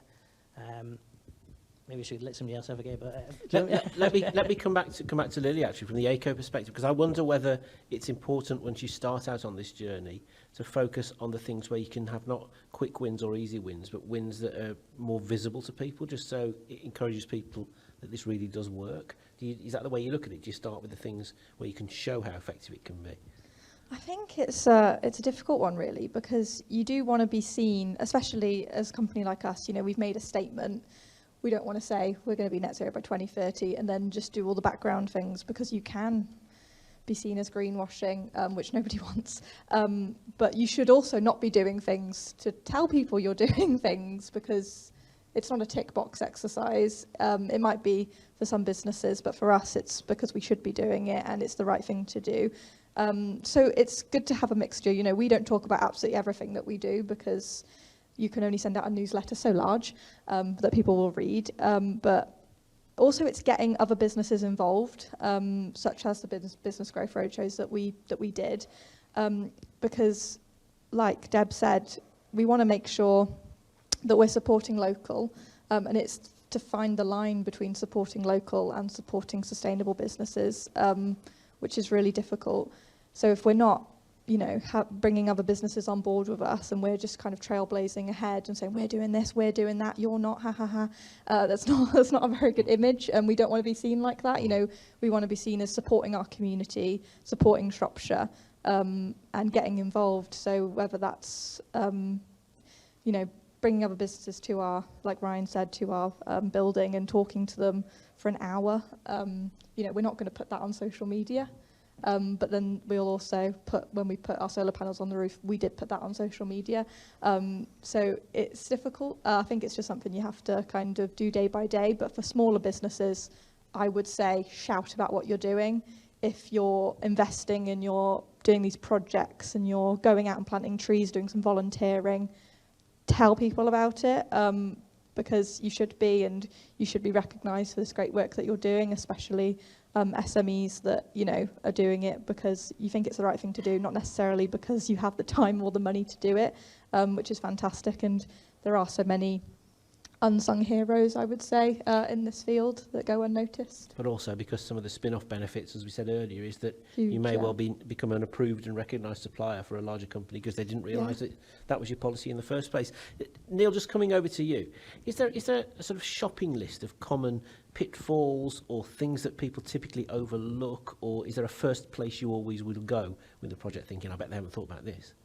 I think the short answer to that is no, and I think that SMEs sometimes are victims of the next best salesman that comes through the door. So whether it be the solar panel salesman, the heat pump salesman, whoever comes through the door and convinces you that that's a really good thing to do for your business and you've got a bit of money and you want to do something. So there is that danger of not necessarily picking the right thing for the holistic benefit of your business or your property, but actually taking that next best salesman approach. So I think you do need to stand back. There is an awful lot of information out there. There's an awful lot of different ways in which you can go on your journey towards NZC and better management of your property. So I think you need to stand back. I would say talk to a consultant, but that would be me selling consultancy services.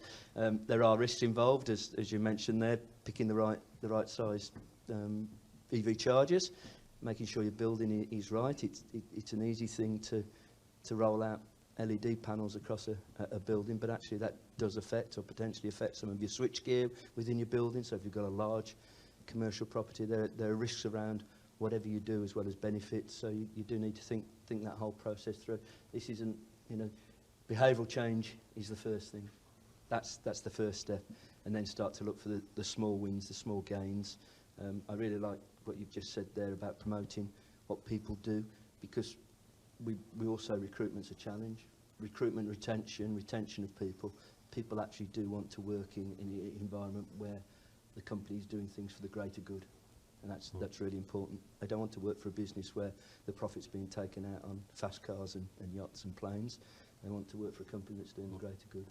I'll perhaps ask this question of the three of you, starting with you, Neil. Are there some myths that need busting in this area? Are there things that people misunderstand, or are there barriers that don't actually exist that people think they're actually putting them off moving more quickly than perhaps they should do? I think there's a lot of complicated regulation or myths around regulation, feed-in tariffs, return on investments. I think there's a lot of cloud around that people struggle to see their way through, work their way through. If you're going to put a heat pump in, is it more efficient than a gas boiler? Is the upfront cost? What's the payback period? It all starts to become a little bit complicated for people to work their way through that. And how do people know which particular expert to ask about each one of these things? Indeed. Is another thing, isn't it? Indeed. So that it's that, not so much myths, but it's the blur of information that's out there, and finding the right advice. So certainly companies like Cool Shropshire that are dealing specifically with SMEs, it's really important that they're there to give that advice. Where are you, Deb, on this one in terms of potential misconceptions or myths that you need to bust? I think the main one has been busted, really, is that sustainability is premium priced. There is still some of that out there, that buying recycled goods actually costs you more, buying green energy costs you more. So being a sustainable company has a premium on it. Increasingly that is being broken now. By demand for people, for recycled products, etc. That the price, it's simple economic supply and demand. But also now people are recognising that there's a synergy. It's not a binary debate. It's a synergy between reducing your energy consumption and saving costs. So I think that big myth around being a sustainable company will cost me money. I think that one is the one that we are continually trying to break, but actually we're being helped by outside on that one as well. So Do a lot of businesses talk to you about, look, right, how quickly am I going to get a return on my investment then? Is that a big thing? And reasonably so, yes. And that depends on what action they want to take. And my starting point, I was talking to a colleague earlier, there's very little point in being green and broke when it comes to a company. So it's a really reasonable question to ask and really important one. And in the legislation, ESOS, they're talking about payback periods, etc. So there is a reasonableness in that. And I would always, in things that we're talking to companies about, actually have that in the back of my mind. What's the payback and what's important to the company? Yeah. And Simon, do you think is one of the fallouts from the inflationary world that we live in at the moment, the fact that potentially you can get a return on investment more quickly than you maybe would have done a few years ago? Or is that too simplistic? Well, I always advise clients to be quite cautious around that, because they might be paying a really high price for gas or electricity now, but hopefully it's maybe not going to last more than a year, because basically they're completely unsustainable, some of the prices that some businesses are paying. So I'm always sort of cautioning them, you might get that kind of quick bite on the payback the first year or so, but then maybe take a more sort of historically typical price level to sort of look at the payback over the longer term, because you don't want to, expect to get payback in sort of, 2 or 3 years, when actually in reality it's going to be, that's more like 5. So take a view on what the kind of medium-term energy price is going to be, rather than just saying, oh, that's the price we're paying today, so the payback is, that divided by the capital cost. That's a big one. I'm always sort of, because clearly people selling the kit are going to say, oh, that's going to pay back in 2 years, and it perhaps will if there's, pound per kilowatt hour electricity is you're going to be paying that for 2 years, but chances are, a lot of businesses will fold if these high energy prices are sustained for much longer. I mean, it is a business killer. It's a very, very serious issue. So last question from me then, before we open the floor up to questions, and I'll ask it of all of you. Is there one particular main barrier which you think needs to be broken down to just start some dialogue to reach? Is there something that's stopping you reaching some of these businesses at the moment? We're really, really busy working with these businesses, so we are reaching a lot of businesses. Share your top tips in that case, is what I'm saying. I mean, obviously the high energy prices really stimulated engagement with this issue, but it was already starting to happen before that, more from a sustainability point of view. People wanted to be more sustainable. So I would say that was sort of picking up in the last, maybe sort of 3 years. And then it's sort of been given rocket boosters by the energy prices in the last, sort of 12 to 18 months. So I don't know. I mean, a lot of the time it's people have got a day job to do. Because I personally have dealt with a lot of sort of small, medium-sized companies. The large companies, they've got people they can assign to it and to do it full time. But it's these smaller companies where, they're running the business. That's what's taking their time and getting whatever product and service it is they provide out the door. So they've got quite limited time to, devote to actually doing this. So I think anything where, so like programs like Beat, where you're providing an independent advisor, that can help them perhaps get over those first few steps. Because people often cite money as an issue, and obviously money can be an issue, but you tend to find that businesses, if there is a genuine opportunity there and they can see it and they understand it and they've got confidence in the benefits can deliver, then they get on with it, they do it, they find a way, they find a way to finance it, or they find the right, people resource to do it. But it's perhaps that earlier stage when it's more speculative you know, they haven't got time to speculatively, you know, devote time to looking at a what if. It's once it becomes more of a, yeah, this is a genuine opportunity, let's, you know, now move it forward. And I mean, should you say, you mentioned the BEEP programme a couple of times. That's coming to an end very soon, isn't it? And yeah, what's replacing it? Is the same support available in a different form? Is it repackaged, is it? Or? You'll have to ask our public sector colleagues about that. We're a humble deliverer of the service. But yeah, my understanding is, I mean, we know that the various LEPs and local authorities have bid in for funding. So there is going to be something coming along. But I can't really answer what it might be. Tim's laughing. Pass over to Deb. Because he probably knows. So Deb, barriers to sort of start dialogue from your point of view? I think a barrier is, heck, what do I do? And that's really where the Cool Shropshire comes in. But also, from the motivation point of view, is if it's business to business, then let people know that you're doing something. So having that action plan. If it's B2C, then use a logo or whatever to say that you're doing something. Because there's a huge demand, the number of people who will just look at a website and look for sustainability or something. They won't read the policy, but they want to know if you're doing something. So I think one of the barriers is trying to do things rather than just telling people.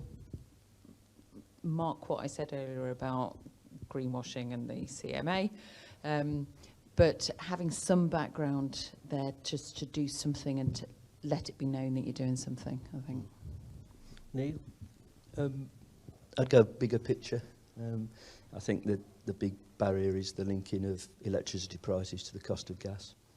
And if we can break that link and let electricity find its natural price as opposed to being underpinned by the price of gas and the production of electricity, we can bring the price of electricity down, which starts to make the return on investment for domestic heat pumps and everything else become much more manageable. So it's that big picture, it's change. I think we all say yes to that one, don't we? And Lily, I guess from your point of view, I'd ask it slightly differently. Are there any particular barriers that you felt you had to overcome in the early stages when you first went on this journey? There's a lot, definitely. I think, yeah, just being aware of what's going on. I mean, anytime I walk in a room, I'm normally the youngest person in the room, not to shade anybody. Quite the opposite for me, to be honest. And I think that can come with a lot of misconceptions and, you know, first impressions and things like that on some people. So I think it's just being open to the next generation. I talk to kids about sustainability and they throw out words like biodiversity and greenhouse gases. And I'm like, oh my God, how do you know these words? I knew these words like a year ago. So I think it's, just don't not listen to people. And I think there is a tendency for certain people to do that. And it's just, breaking those barriers is really important because some things I learned from 7-year-olds is absolutely fantastic. But then some things I learn from gentlemen such as yourself is also fantastic. Old so people, it's not old people, well-established people in their careers. So I think it's, be open, listen. We try and do a lot of listening, and then we try and do a lot of talking to people and giving advice as well. So I think you definitely have to come from both angles. Excellent. Has anybody got any questions for our young panel members? We'll bring a microphone out to you if anybody has. Looks like Adrian has. Go on, steal a microphone, Adrian, go on. Thank you. I was just going to ask the question, really. I think it'd be really interesting to understand. It's been mentioned several times this morning, but around the supply chain piece. And just be interested to know whether either you have experienced this yourself or whether you've had clients where the driver to engage with this agenda is not just, I think Simon referenced this, it's a longer term piece rather than just the current energy challenge. How much of that is being driven by clients setting expectations, either very clearly in a procurement sense or more unspecified, as we want to see what your policy is on this because we want to engage with companies who have that kind of ethos? Adrian, I could probably take that at the investment fund level, commercial properties, office blocks, warehouses, shopping centres, as well as managing energy. They're also securing the value of the asset, So the journey to net zero carbon is as much about securing the asset value as it is about that energy saving and that return on investment. So that's an important driver, but it's also an important driver that flows all the way through the chain, as it were. So tenants no longer want to come into an E-rated EPC building. They want to come into an A or a B-rated EPC building. And that's a driver because then they get more pounds per square metre lettable value out of that property, securing the asset value. So at that top level, at that fund level, where they're spending hundreds of millions of pounds on going green, they're doing it for some very hard commercial reasons now, and that's a massive driver in our end of the marketplace. That's making those decisions where heat pump, take out your gas boiler, put a heat pump in, put solar panels on, may not stack up on a return on investment, but it's securing the property value, and it is also driving the rental values on these properties, so it's a huge driver. Anybody else want to have a say on that one? Yeah, it's a powerful driver, particularly sort of when your customer basically puts demands on you. We've seen it quite a lot in the food sector where people are supplying supermarkets. So the big supermarkets are, pushing down requirements to not only, reduce carbon emissions, but also be very clearly better show, measure progress and substantiate it, not just the sort of the good old greenwash. So that's stimulated a lot of activity in that sector in particular. And you can only imagine similar things will start to happen more and more in other sectors, because it's one of those classic things. Suddenly your big client decides the supply chain's got to have ISO 50001, for instance, the energy management standard, and you're not there sort of thinking about, is this worth it?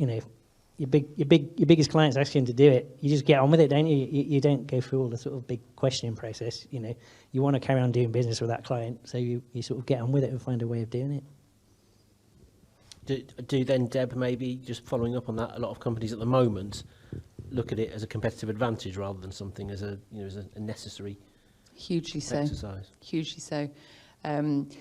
Being able to, if you've got two companies, same price, if you've got the choice of buying from one with sustainable credentials, which are evidence behind them, versus a company which isn't doing anything, it's not on their agenda, where will you buy from?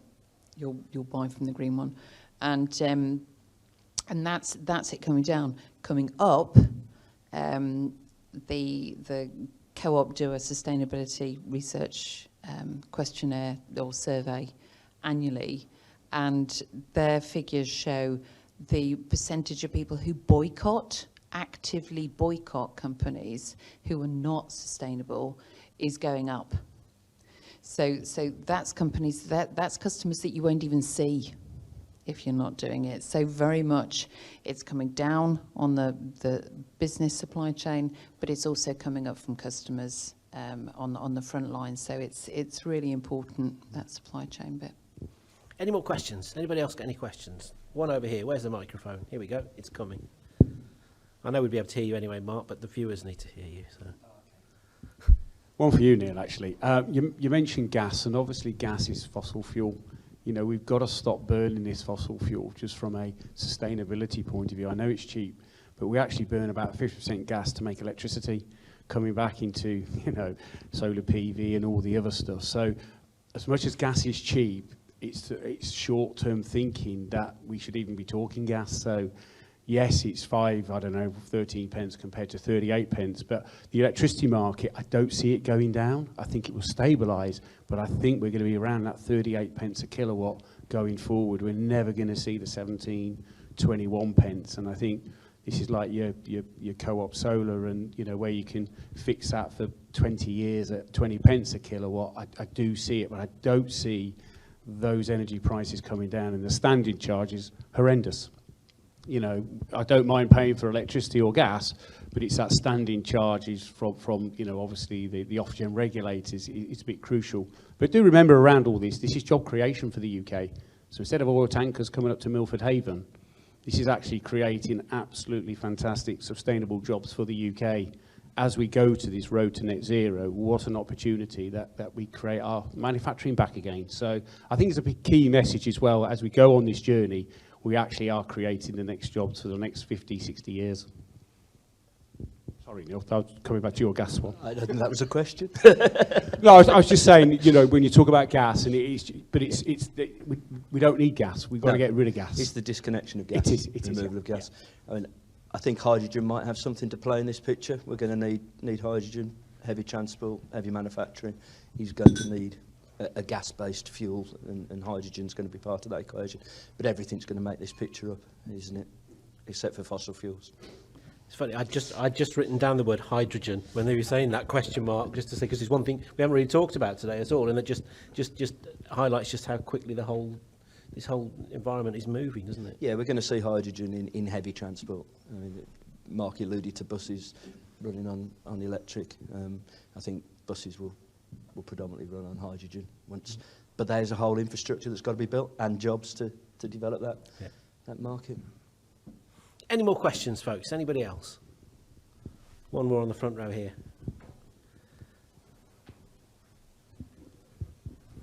Hi. Sorry, hi, yeah. So I'm Tim Smith. I work for Shropshire Council. I work with Adrian, Matt and various others here. One of the things that I'm really excited about, and it touches on what Lily was saying, also touches on what Mark was saying, is around skills. I think that the workforce needs and the skills needs from what we're saying here today are really evident to us all, and I think that part of our role actually at the council is sort of linking up schools and the colleges and the universities where there are already excited, you know, young people who think we really want to not just understand what we can do for the future, but actually we want to see a role for ourselves and an opportunity.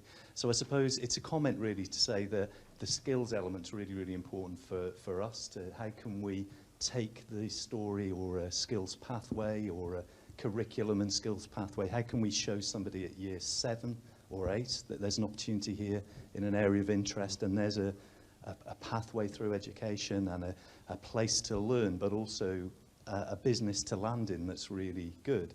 Now what that does is it sort of changes how careers events and how information gets into schools, and quite frankly schools need that help.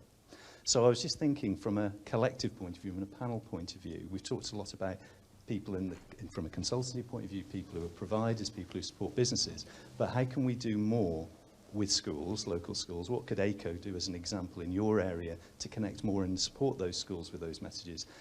So that's just a thought. I mean, how could we work collectively on that? What's your views? Lily, you spend, as part of your community remit, you spend quite a lot of time in schools, talking to people at schools, don't you? Yeah, so we do a lot with schools, a lot on careers in general, but now going into the role of sustainability more from an internal role, obviously, like myself and Ryan has. I'm doing a level 4 apprenticeship in corporate responsibility and sustainability, which I haven't mentioned, but I talk about that with students because it's the only entry level way now, and it's only existed for 12-ish months, to get into sustainability within, and you know, consultants are also doing this qualification in a bit of a different way, and I think there's about 114 of us in the country because it's still fairly new. You know, this didn't exist before. It didn't exist when I started my role. I found it and was like, I'll absolutely do that. So it is making sure students are aware about these things. You know, we've been talking about apprenticeships for so long, they still hold a stigma. So it's still, you know, working against that. But then also just making children passionate about these things. You know, they learn about it in school and it's not scaring them, not using fear-mongering tactics, but we invite them to our premises and we give them a tour. And just like we would if an adult came, and we get them to do environmental projects and, okay, redesign our product. How would you make it sustainable? What packaging are you going to use? And then they'll present it at the end of the day. And I'm talking Key Stage 2 and 3. And they love it. They love it. And I think it's just, if more businesses can do things like that, and then also go to their careers fairs and just talk about their role, because kids have no idea what they want to do when they're older. So why not tell them this is something to do, and it's really interesting. And we're always trying to get other businesses to support education in that way. The Marches Careers Hub, great people. I'm an enterprise advisor myself, so working with schools a lot, and they want these things. They're asking for them, but they don't know the businesses who will provide it. Because, like we said, time is such, you know, it's really difficult for businesses to do sustainability, let alone talk to kids about it, and then go to careers fairs and invite kids to their offices. So, yeah, it's just step by step. But yeah, if anybody wants to ever get involved with careers and sustainability, let me know. But it's part of the government's agenda, this as well, at the moment, isn't it? Through things like the local skills improvement plans and things like that, to try and create a closer link partnership between education and business. And Deb, this is part of it, isn't it? Very much so. And we're some of it is people don't know what they don't know, so they don't know what questions to ask. So we're actually working with the college at the moment to develop, it's 3 modules around anaerobic digestion and the use of that as an energy and a fertiliser and cost savings, etc. Because a lot of people, and that's for students, but also for the agricultural community. So that is, older farmers, etc. To try and upskill, but upskill from an understanding perspective at the start, to then go on and actually learn the detail of it, about the generation of what sort of energy are we after, gas to grid, electricity, etc. So some of it is understanding what people don't know, to what questions are they asking in schools if they don't even know about what AD and even more acronyms, DSEER and HACCP and any more of those. So yeah. I think, like most people, the biggest restriction to our growth as a business is recruitment. We can't get the people to deliver the work, and that restricts our growth. I'm a big advocate of apprenticeships. I came off of the tools. I started as a refrigeration engineer and worked my way through to consultancy. I think there's a bit of a myth in the consultancy world that you need a degree to be a consultant. I think the apprenticeship route should be strengthened. I think it's the quickest way to get people to be into the workplace and be useful in the workplace, is the apprenticeship route. Simon, have the last word for us on this one then. I think anything that kind of improves the engagement between education more broadly, not just schools, but also further education in universities, is a good thing, because I think historically people have been coming out of the various education points not necessarily with the skills that businesses actually want. Apart from reading, writing and doing sums, which the education sector taught me up to degree level, everything useful I learned other than that is basically I've learned in work, doing job.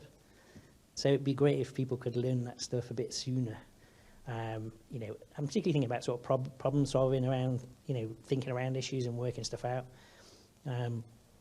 People being innovative, because people are really innovative if you kind of set them along that path. And I think the other thing about people having the right skills, I think if you give greater certainty about how many of these technologies we need to deliver over a certain sort of time frame, businesses can have more confidence to sort of invest the time and potentially money and engagement with various institutions that might provide the skilled people. They can do that knowing they've got confidence that, say we're going to deliver X number of heat pumps per year, and that's definitely going to happen, and this is how it's going to happen. Then people are innovative and they find a way of doing it. But at the moment, we're in a situation where we know there's this massive job we've got to do over the next several decades, but it's not sort of planned out in a sort of timetable. So it's like we know we're going to need these skills, but we're not quite sure exactly when. And so you can't really invest the money and the effort to sort of training people up, getting all ready to deliver a certain type of technology, and then there's a gap of 2 years before it actually starts being delivered because the right pricing structures around energy aren't there, or the right incentives aren't there, or I think certainty and planning stuff out is a great empowerer, because then people will find a way to do it. People are innovative. They will come up with the goods, but if they don't think it's definitely going to happen, they're going to sit on their hands. So, absolutely. Time for one more question. If anybody else has got one to finish us off, I think we've probably reached the natural conclusion, haven't we? Well, can we say a big thanks to our second panel then? To Deb, to Lily, to Simon, and to Neil. I'm going to have a comfy chair instead.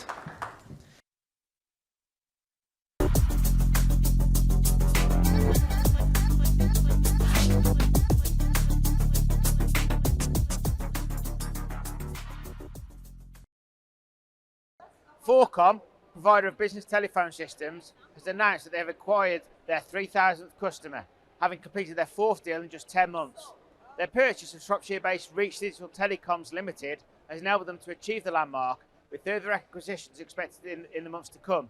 Established in 2015, Reach Digital Telecoms are a business communications provider offering phone systems, mobile apps and broadband services. A specialist engineer is enjoying impressive success after starting his own business less than a year ago, thanks to support from the Marches Growth Hub. Nathan Farlow started Mass Tech Solutions in Telford after being made redundant in 2021. The startup specialises in the manufacture of precision-engineered components for scientific instruments and equipment. A Bridgnorth woman is realising her dream of launching her own luxury bridal business, which aims to celebrate women of all sizes. Linda Neath was moved to open Bride's View after her own experience shopping for a wedding dress. Before launching the enterprise, she completed a fully funded programme with Bridgnorth-based business consultants Good for Great.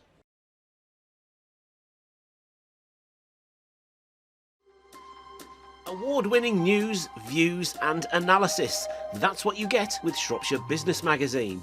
We celebrate the county's successes. We get the inside stories from our innovators and entrepreneurs, and we cover the big talking points across all corners of the county.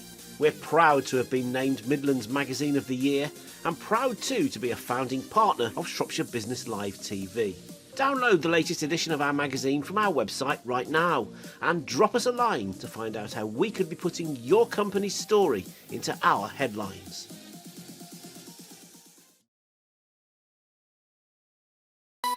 Shropshire Live. News and entertainment for Shropshire.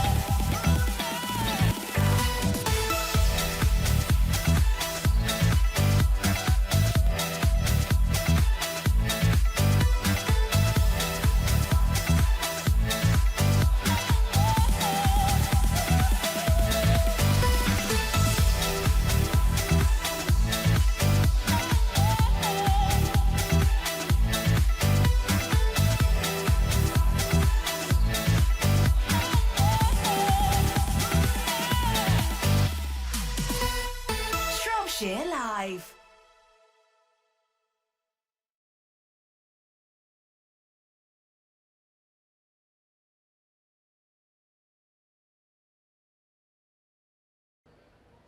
Now then, the clocks have gone forward. British summertime has officially started, so it's that time when we all like to get out and about in the garden again, isn't it? And Love Plants in Shrewsbury celebrating a very special anniversary. It's 10 years old this year. Chris went along to meet some of the team on a fairly windy day.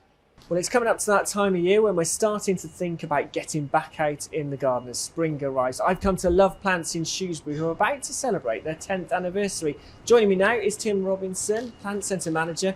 Tim, thank you for inviting us along. You're welcome. So this is quite exciting. It's your 10th anniversary. Yeah, absolutely. Next month is 10 years since we opened the business back in 2013. And from where you were 10 years ago to where we are now, how's that changed for you?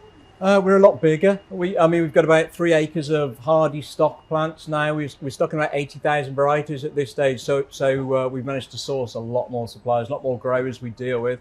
So yeah, a lot more plants and bigger team of staff as well. One of the things that's special about Love Plants is the fact that you give great information. People can come to you, ask questions. You're not just a garden centre that's just got stock on sale. I think that's a key thing about Love Plants. It is, absolutely. I mean, all the members of staff are qualified in horticulture. Most have got at least 10 years experience in the industry. And that's something that's very important to us. We can back up the stock we have with that knowledge and experience, yeah. And where do you source your stock from then?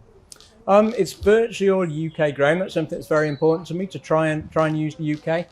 We do use Italy and some countries in Europe just for the more exotic plants like olive trees and things like that. And are we starting to see people go that little bit more exotic with olive trees? I noticed them in quite a few people's gardens now on their patios.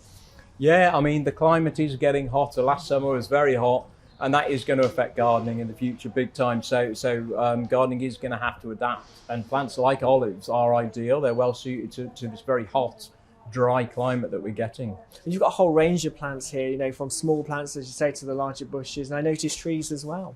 Yeah, we've got a very large selection of ornamental and fruit trees. Yeah, so with all the new developments happening in the area, People are starting with a blank canvas, and often the tree is probably a good starting place to get the tree in as the focal point in your garden. So yeah, I mean, with the rootstocks trees are grafted on now, you can have small to large, something suitable for every space. Yeah, as you say, you can even have them on the patio, can't you, in a pot on the absolutely, patio? yeah. You mentioned about new builds and those type of areas. I know quite a few people that are moving into new houses at the moment. As you say, it's literally a blank canvas, isn't it? It is a blank canvas. What I would say to people, it's knowing where to start. Do come along and ask for some help and advice.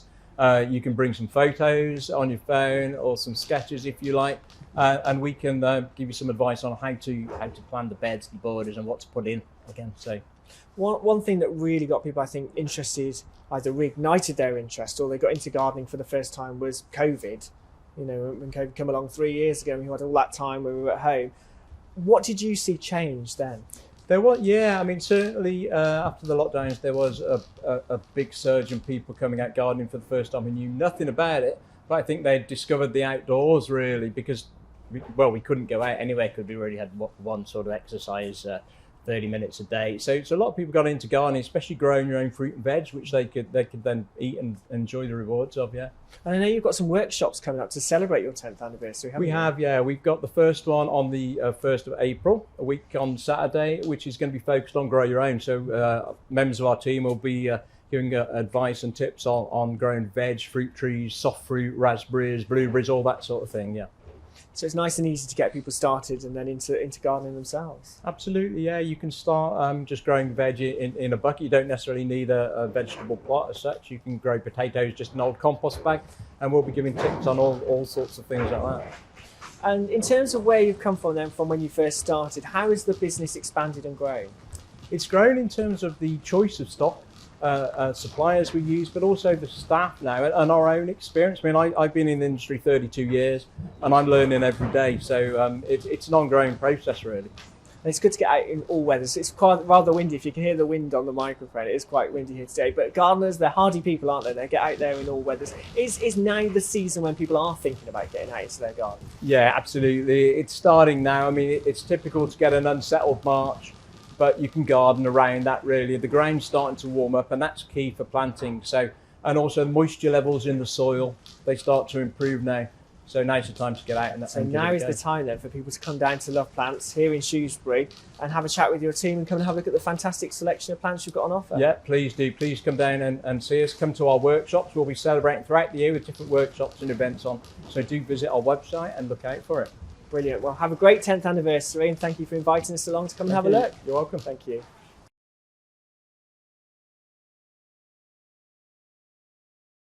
Well, that's just about it for this month. Yeah, we've been out and about a lot, haven't we? What's been great is to meet so many different people here at BizFest. Also get 9 new newsreaders launching what could be the start of their brand new career, Chris, don't you think? Our new newsreaders, and who knows what career they could go on to. It's been a great time being out and about this month, Carl. Obviously, you've been at the business breakfast. That was good. I've been at Shropshire Chamber, Love Plants.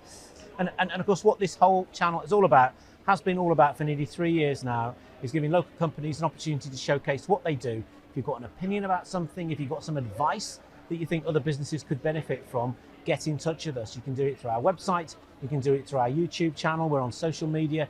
Come and find us. We would love to talk to you about your story. And if you want to advertise your services to a growing viewership that we've got, you know, our viewers keep going up all the time, which we're very thankful for, then it's a great opportunity. It is absolutely, yeah. Get in touch with us, info@sbltv.co.uk, or you can check out sbltvknowledge.co.uk as well for helpful hints and tips about business. And before the flight simulator in the corner actually takes off and starts taxiing down the runway, just enough time for us to say, if you've got a podcast for us, a video for us, or a blog, we'd love to have those too, wouldn't we, Chris, for our SBLTV Knowledge portal. But we just have one more duty now to perform, and that is find out which visitors here at the Business Festival we managed to persuade to give us 90 seconds of their time to share a few little views. Take a look at this. What's your greatest strength in the workplace? That's a good question. Probably commitment. I'm committed to what I do, and at my age, I believe in what I do. I help people in their sort of health and fitness. My resilience. What sort of qualities do you look for in colleagues? Hardworking, honest, trustworthy. I think commitment and an understanding of people, really. Pet hates? Arrogance. Biggest challenge in your job? People keep telling me I should be stopping, I'm too old to work, and I don't want to, I want to keep going. So that is my challenge. Biggest decision you've ever made in your career? To go self-employed and chase a dream. Things you wish you had known when you were younger? Understanding of people.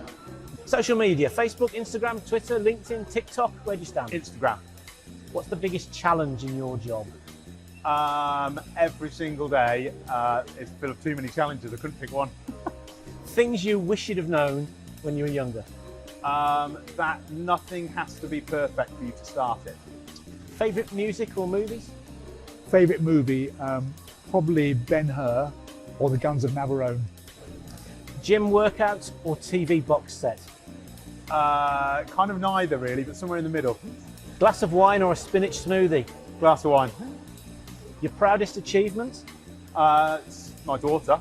I ran the first ever London Marathon in 2 hours, 38 minutes, 59 seconds. I remember it very well. I'm not a marathon runner, I was a track athlete, but I was very proud of that because I didn't expect I could do it. Is it Shrewsbury or Shrewsbury? Shrewsbury.